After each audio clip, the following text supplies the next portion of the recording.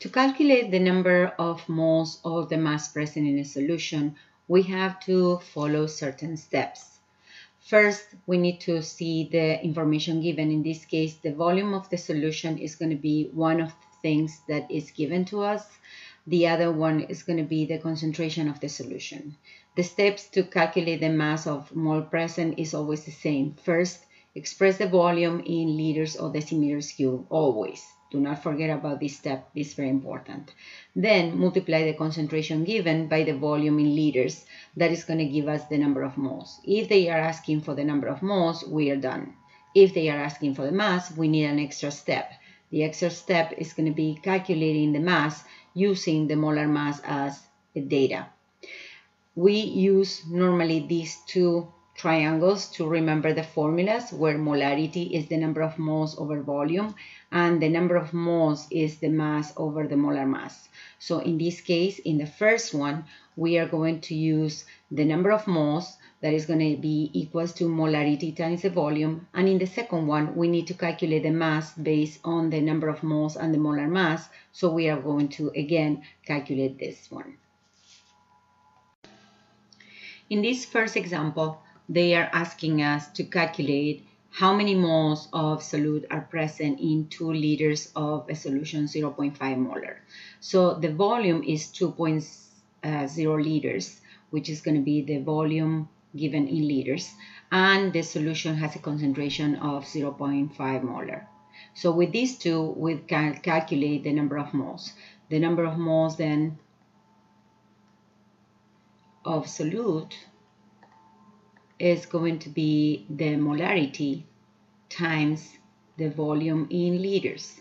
The molarity is 0.5 moles per decimeter cube, or liters, which is the same thing, times 2.0 decimeters cube or liters. If we do the math, this is going to be 1 mole of solute. So this is going to be the answer, 1 mole.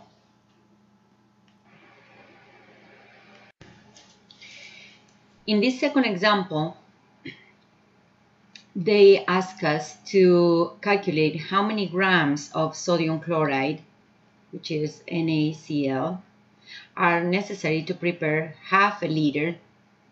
So the volume is 0.5 liters of a solution, and the concentration of the solution that they are asking us is 0.9 molar. It means that in 1 liter is going to have 0.9 moles.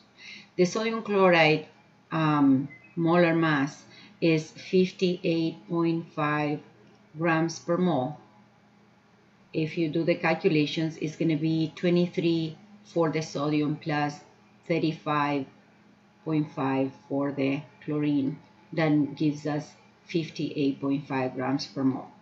So the first step, we have the volume and we have the molarity. We need to calculate the number of moles, and then using the number of moles and the molar mass that we can calculate because we have a formula, we are going to calculate the number of grams that are necessary. So first step. The first step is going to be calculating the number of moles of sodium chloride.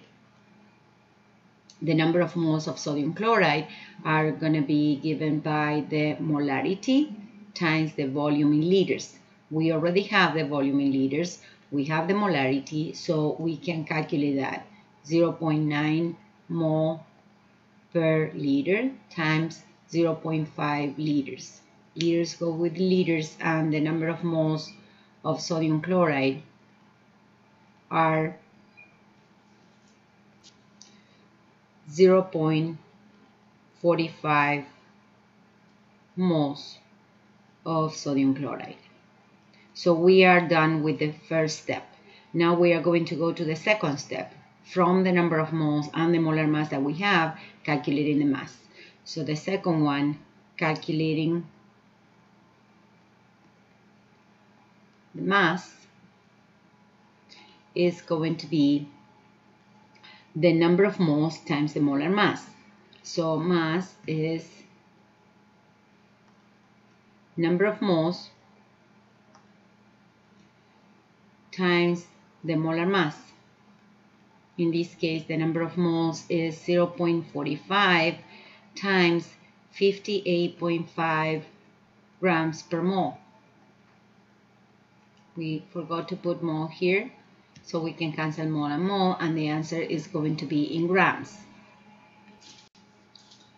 If we do the calculation, our calculation is going to be 26.325 grams of sodium chloride.